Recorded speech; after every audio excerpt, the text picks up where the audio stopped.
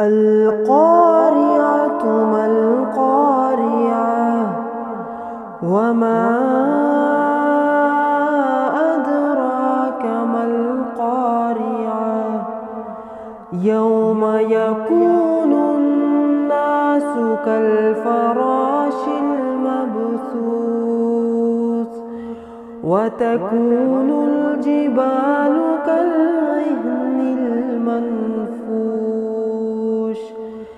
فأما من ثقلت موازينه